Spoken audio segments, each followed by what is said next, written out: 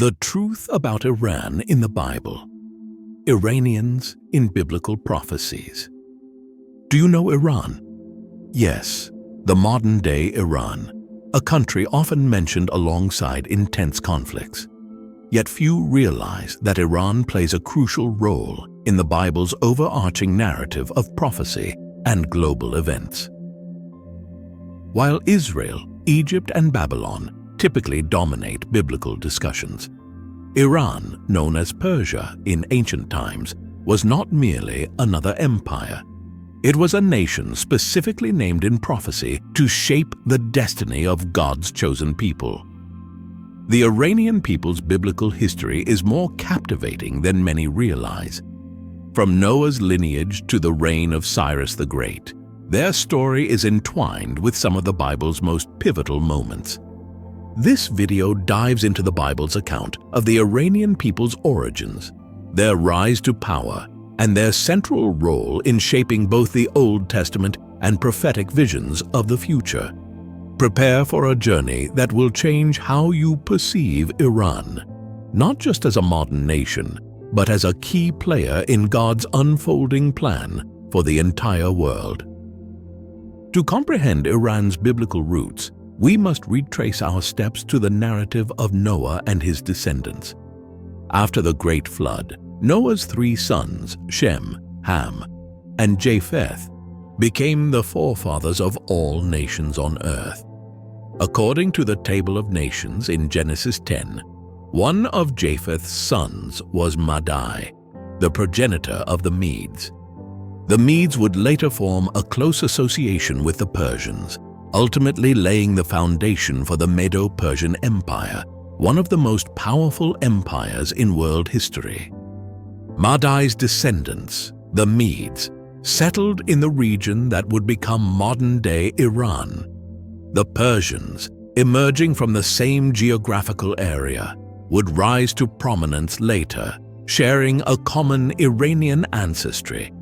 Thus, according to the Bible, the ancestors of the Iranians trace back to Japheth through Madai, placing them within the biblical narrative from the very beginning of post-flood history.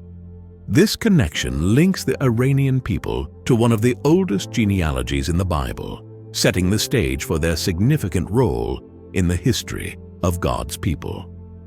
Fast forward several centuries, and we witness the rise of Persia, a kingdom that would play a crucial role in the biblical narrative. The Medes and Persians forged an alliance under the leadership of Cyrus the Great, who established the Achaemenid Empire, also known as the First Persian Empire. At its peak, the Persian Empire stretched from the Indus River to North Africa, encompassing many of the major regions mentioned in the Bible, including Israel, Babylon, and Egypt. But Persia's significance extends far beyond its military prowess and territorial dominion.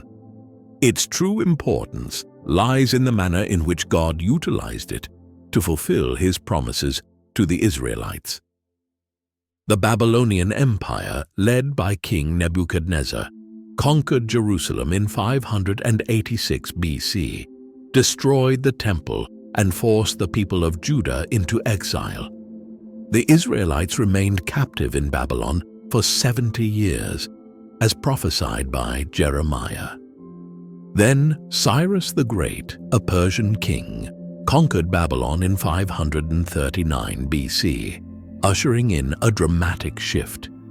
The book of Ezra begins with a decree from Cyrus granting the Israelites permission to return to their land and rebuild the temple in Jerusalem. This event is documented in Ezra 1:4, where Cyrus proclaims, "The Lord, the God of heaven, has given me all the kingdoms of the earth and has appointed me to build a temple for him at Jerusalem in Judah." Cyrus, a pagan king, was named over a century earlier by the prophet Isaiah as the one destined to carry out God's will to restore Israel. Isaiah 44:28, Isaiah 45:1. In one of the most astonishing moments in biblical history, Persia, a nation outside of God's covenant, became the instrument of God's redemption for His people. This marked a profound turning point for Israel and highlighted the central role of Persia in God's divine plan. One of the most remarkable aspects of Persia's biblical legacy is the role of Cyrus the Great. In Isaiah 44:28, God refers to Cyrus by name over 150 years before his birth, calling him his shepherd who will fulfill God's purposes. In Isaiah 45:1, Cyrus is even referred to as God's anointed, a title usually reserved for kings of Israel. How could a foreign pagan king be called God's anointed? The answer lies in God's sovereignty and His ability to use anyone, even those outside of His covenant people, to accomplish His will. Cyrus's decree to allow the Jews to return and rebuild the temple was not simply a political move, it was a prophetic fulfillment. The prophet Jeremiah had foretold that the Babylonian captivity would last 70 years.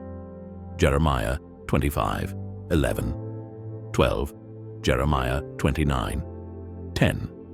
And Cyrus's rise to power marked the end of that period. The rebuilding of the temple in Jerusalem, under the leadership of Zerubbabel, with the blessing of Cyrus, was a key step in the restoration of Israel. God had used Persia not only to defeat Babylon, the nation that had oppressed Israel, but also to facilitate Israel's rebirth as a nation. This was a reminder to Israel and to the world that God's plan is far greater than any one empire, and He can use even the most unlikely figures to bring about His purposes. Persia's role in biblical history doesn't end with Cyrus and the rebuilding of the temple. The Book of Esther provides another compelling example of how Persia was used by God to protect His people. During the reign of King Xerxes III, also known as Ahasuerus in the Bible, a plot was hatched by Haman, an official in the Persian court, to eliminate the Jews living in the empire. Haman's hatred for the Jews drove him to manipulate the king into issuing a decree that would allow for their annihilation. However, through God's providence, a young Jewish woman named Esther had become the queen of Persia.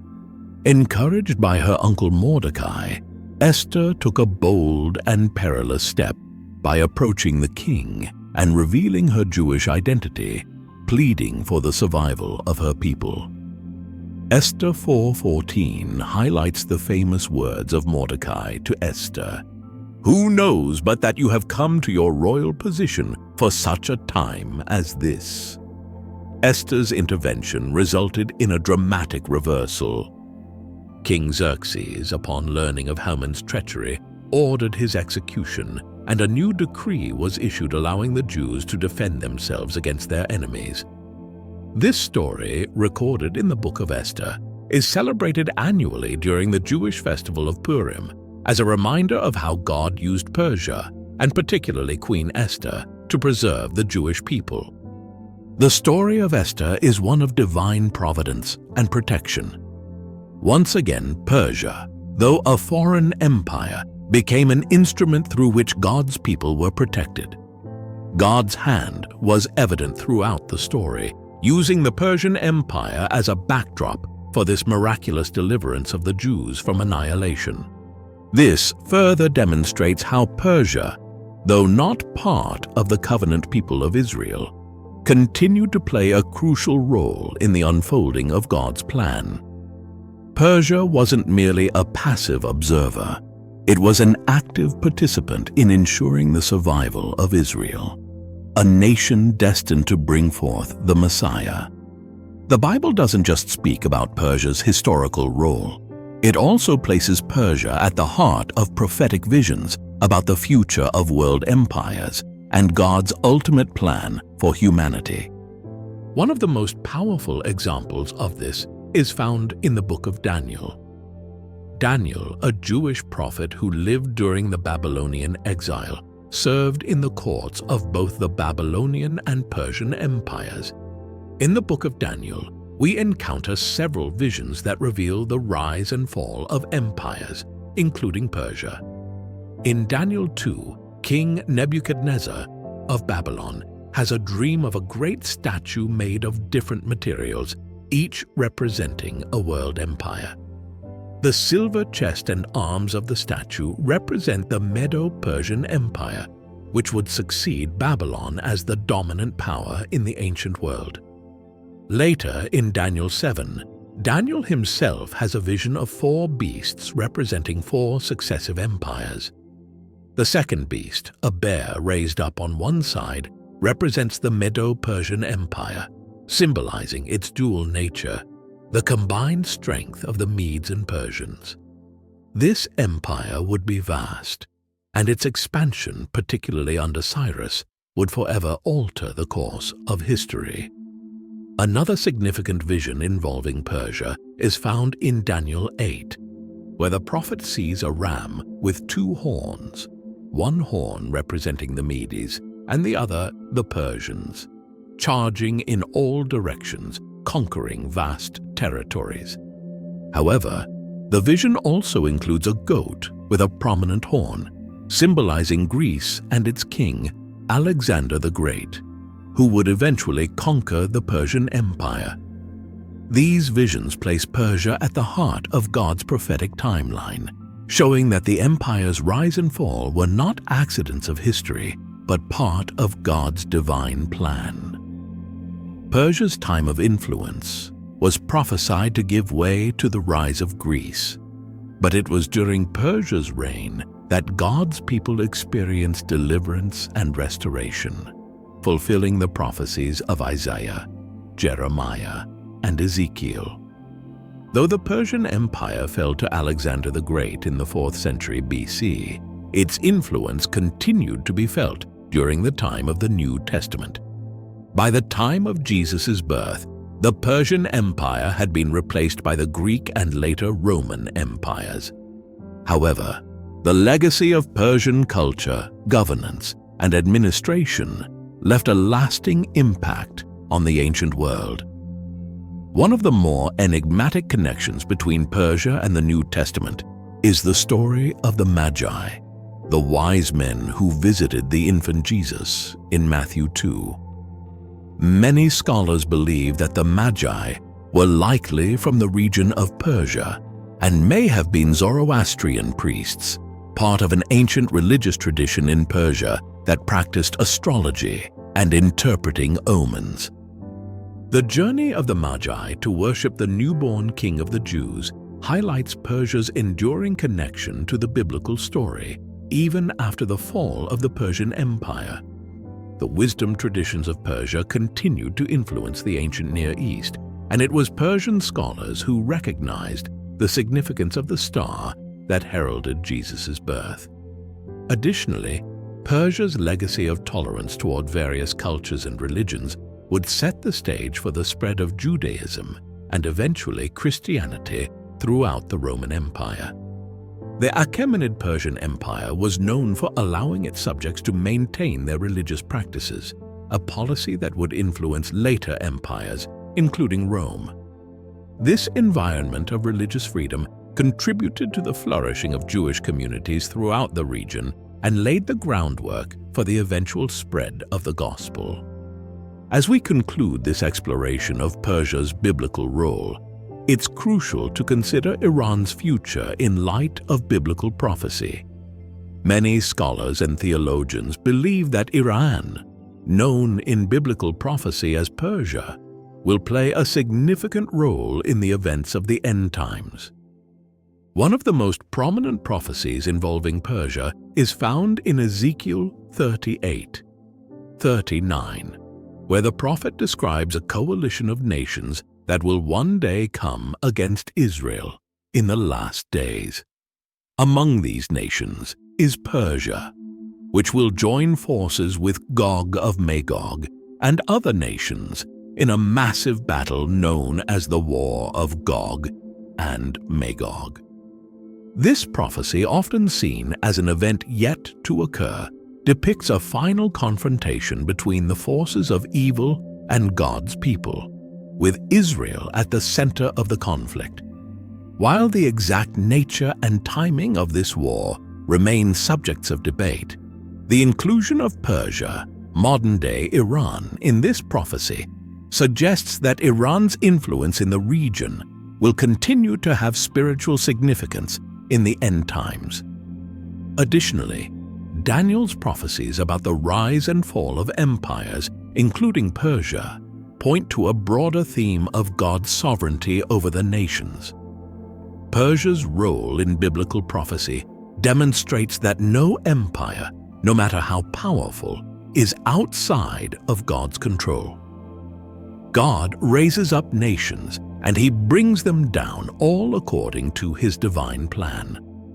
As we observe contemporary events in the Middle East, including tensions between Iran and Israel, it's essential to remember that these events are part of a much larger narrative, a narrative that began in the pages of the Bible and will culminate in the fulfillment of God's promises. The story of Persia, modern-day Iran, in the Bible is one of the most remarkable examples of how God can use even the most unlikely nations to fulfill His divine purposes. From the descendants of Japheth through Madai to the rise of Cyrus the Great, Persia played a pivotal role in biblical history, from the restoration of Israel to the protection of the Jewish people in the Book of Esther. But Persia's significance doesn't end with its historical role. The prophecies of Daniel, Isaiah, and Ezekiel remind us that Persia was part of God's larger plan, not only for the nations of the past, but for the future as well. Iran's place in biblical prophecy points to its continued role in the unfolding events leading to the end times. As we look at the modern world, particularly the tensions involving Iran and Israel, it's essential to approach these events with a biblical perspective. God's sovereignty over the nations means that every kingdom, every empire, and every leader is part of His plan. The story of Persia is a testament to the fact that God can use even foreign powers to fulfill His promises and bring about His ultimate plan for salvation. Persia, now Iran, continues to have a profound influence on the world stage, and its connection to the Bible reminds us that history is more than the rise and fall of empires. It is the unfolding of God's plan for the redemption of His people and the world. Persia was not simply another empire that interacted with Israel. It was a divinely chosen instrument to restore Israel and fulfill key biblical prophecies. We'll delve deeper into the question, how did Persia, modern-day Iran, aid Israel during some of its most challenging periods? You'll be surprised to learn that Persia was not just another empire that interacted with Israel. It was a divinely chosen instrument to restore Israel and fulfill key biblical prophecies. From Cyrus the Great's decree to Darius's support for rebuilding the temple, Persia's role was far more significant than many realize. By the end of this video, you'll understand how Persia's unprecedented assistance set the stage for Israel's restoration and renewal. So let's embark on our journey into this fascinating connection right here. One of the most remarkable figures in biblical history is Cyrus the Great, the founder of the Achaemenid Empire, commonly known as Persia. While many empires like Babylon and Assyria oppressed Israel, Persia, under Cyrus, did the opposite. Cyrus became the unlikely hero who fulfilled one of the most important prophecies in the Old Testament. Incredibly, over 100 years before Cyrus's birth, the prophet Isaiah prophesied his coming, naming him specifically as the shepherd who would deliver Israel. Who says of Cyrus, "He is my shepherd, and he shall perform all my pleasure," saying to Jerusalem, "You shall be built, and to the temple your foundation shall be laid." Isaiah 44:28. This prophecy was groundbreaking for several reasons. First, Cyrus was a pagan king, not a believer in the God of Israel, yet God calls him "my shepherd," a title typically reserved for Israelite leaders. Cyrus, though unaware of his divine role, would become the instrument through which God's will was accomplished. At the time, Israel was in Babylonian exile, having been forcibly removed from their homeland after Babylon destroyed Jerusalem and the first temple. For 70 years, the Jewish people lived in exile, yearning for their return to Zion. The prophet Jeremiah had prophesied that the exile would last 70 years, Jeremiah 25:11-12. But many wondered how this could possibly come to pass, especially under the oppressive rule of Babylon. Then, in 539 BC, Cyrus the Great conquered Babylon, and everything changed. Instead of continuing the policies of oppression and subjugation, Cyrus issued a decree allowing the Jewish exiles to return to Jerusalem and rebuild the temple. This remarkable event is recorded in the book of Ezra. "Thus says Cyrus, king of Persia, the Lord God of heaven has given me all the kingdoms of the earth, and he has commanded me to build him a house at Jerusalem, which is in Judah." Ezra 1:2. This wasn't just a political gesture, it was a divine intervention. Cyrus's decree was the fulfillment of Isaiah's prophecy and a demonstration of how God can use even foreign kings to accomplish his purposes. Under Cyrus's leadership, the Jewish people were granted not only permission to return to their land, but also resources to begin the rebuilding of the temple. Cyrus emerges as one of the most crucial figures in Israel's restoration, a pagan ruler who unwittingly became a deliverer of God's people. While Cyrus made the initial decree, the process of rebuilding the temple in Jerusalem was not a simple one. The Jewish returnees faced immense opposition from neighboring peoples, including the Samaritans, who attempted to halt construction by lodging complaints with Persian officials. This opposition threatened to stall the work indefinitely, and for a time, construction on the temple ceased. But Persia's involvement didn't end with Cyrus. After his death, his successor, Darius the Great, took up the mantle of support for the Jewish people. Darius, recognizing the importance of fulfilling Cyrus's decree, reaffirmed Persia's commitment to the rebuilding project. In Ezra 6:7-8, Darius issues a command that goes beyond mere permission. "Let the governor of the Jews and the elders of the Jews rebuild this house of God on its site. Moreover, I issue a decree as to what you shall do for the elders of these Jews for the building of this house of God. Let the cost be paid at the king's expense from taxes on the region beyond the river." Ezra 6:7-8. Not only did Darius give permission for the work to continue, but he also provided financial support from the imperial treasury to ensure the project's completion. The funds came from taxes levied in the regions west of the Euphrates River, including Syria, Phoenicia, and beyond, ensuring that the Jewish people had the resources necessary to rebuild the house of God. Darius's support didn't stop with money. He also ordered that the enemies of Israel stop interfering with the work. Anyone who tried to hinder the rebuilding was to be punished severely, showing how deeply Persia was invested in seeing Israel restored. Imagine this. Persia, a powerful pagan empire, wasn't just permitting the Jewish people to rebuild their temple. They were actively funding and protecting the project. This is a remarkable display of God's sovereignty over the nations, where even a pagan empire was used as an instrument to restore Israel. In addition to providing funds, Darius went a step further by ordering that sacrifices be made to the God of Israel on behalf of the Persian royal family, that they may offer sacrifices of sweet aroma to the God of heaven and pray for the life of the king and his sons. Ezra 6:10. This command shows an incredible level of respect and understanding from Darius, who recognized the spiritual power of the God of Israel. Persia was not only rebuilding the temple, but also acknowledging that their success as an empire could, in part, depend on the blessings of Israel's God.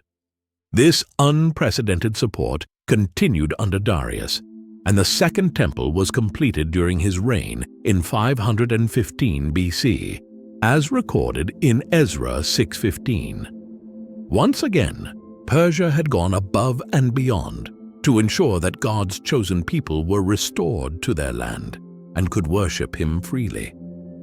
After the temple was rebuilt, the city of Jerusalem still lay vulnerable. Its walls were in ruins, leaving the city defenseless against attack and symbolizing Israel's continued weakness. This brings us to the story of Nehemiah, one of the most important Jewish leaders during this time of restoration. Nehemiah was the cupbearer to Artaxerxes III, the king of Persia, a position of great influence and trust. Despite his prestigious role in the Persian court, Nehemiah's heart was with his people in Jerusalem. When he learned that the walls of Jerusalem were still broken down and the gates had been burned with fire, he was deeply distressed. The survivors who are left from the captivity in the province are there in great distress and reproach. The wall of Jerusalem is also broken down, and its gates are burned with fire. Nehemiah 1:3. Nehemiah knew that Jerusalem could never be truly restored without its walls. However, approaching the king with such a request was dangerous. Artaxerxes had the power of life and death over his subjects, and asking for favors could be seen as presumptuous or even treasonous.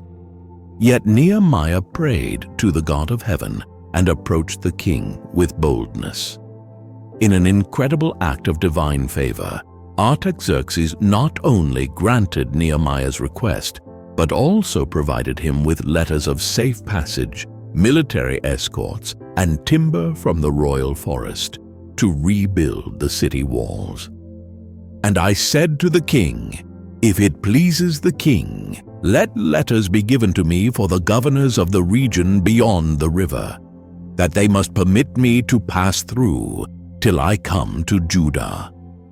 And a letter to Asaph, the keeper of the king's forest, that he must give me timber to make beams for the gates of the fortress, which pertains to the temple, for the city wall, and for the house that I will occupy." And the king granted them to me according to the good hand of my God upon me. Nehemiah 2:7-8. Once again, Persia was stepping in to help Israel, providing both material and political support for the rebuilding of Jerusalem's walls. Nehemiah's mission was successful, and the walls of Jerusalem were rebuilt in just 52 days, an astonishing accomplishment given the constant threats and opposition the builders faced. This restoration of the walls symbolized the full restoration of Israel, both spiritually and physically. With the temple rebuilt and Jerusalem fortified, the Jewish people could begin to rebuild their nation under the protection of God's promises. The favor that Nehemiah received from Artaxerxes shows once again how God used Persia to bring about His purposes for Israel. It wasn't just about the physical reconstruction of walls and buildings. It was about the spiritual renewal of God's people and the fulfillment of prophecies that had been spoken long before. Why did Persia, a pagan empire, play such a significant role in the restoration of Israel, while other empires like Babylon, Assyria, and even Egypt were often seen as enemies or oppressors of God's people? Persia stood apart as a nation that helped Israel at crucial moments in history. One reason may lie in Persia's religious culture. At the time, the Persian Empire was deeply influenced by Zoroastrianism, a religion that emphasized a cosmic struggle between good and evil. While Zoroastrianism was not monotheistic in the same way as Judaism, it did believe in the existence of a supreme god, Ahura Mazda, and a moral order to the universe. This cultural belief in a higher power may have made Persian kings like Cyrus, Darius, and Artaxerxes more open to the idea of Israel's God being active in the world. While they didn't convert to Judaism, they did recognize the importance of the Jewish people's covenant with their God and acted to support it. More importantly, Persia's role in restoring Israel serves as a powerful reminder of God's sovereignty over the nations. Even a pagan empire could be used to fulfill divine prophecy. From the decree of Cyrus to the rebuilding efforts under Darius and Artaxerxes, Persia's kings were key figures in God's redemptive plan for his people. The story of Persia also illustrates that God's purposes transcend national boundaries, politics, and religions. Cyrus, Darius, and Artaxerxes were not Israelites. They were outsiders to the covenant, yet they played crucial roles in the fulfillment of prophecies that had been declared long before their time. This shows that God's control over history is far greater than any one nation or leader. While Persia's role in restoring Israel during the Second Temple period was significant, its prophetic role isn't over. The book of Ezekiel, chapters 38-39, speaks of a future time when Persia, along with other nations, will be part of a coalition that comes against Israel in the end times, in the war of Gog and Magog. Persia, modern-day Iran, is listed as one of the key nations that will join with Gog to attack Israel in the final days. This war is seen as a major eschatological event that will precede the return of the Messiah. Persia, Ethiopia, and Libya are with them, all of them with shield and helmet. Ezekiel 38:5. This prophecy indicates that while Persia helped restore Israel in the past, it will also play a role in the final battle against God's people. However, God's sovereignty remains supreme, and Ezekiel's prophecy assures that this coalition will be defeated, with Israel ultimately being saved by divine intervention. The role of Iran in modern-day geopolitics and its relationship with Israel adds even more significance to this prophecy.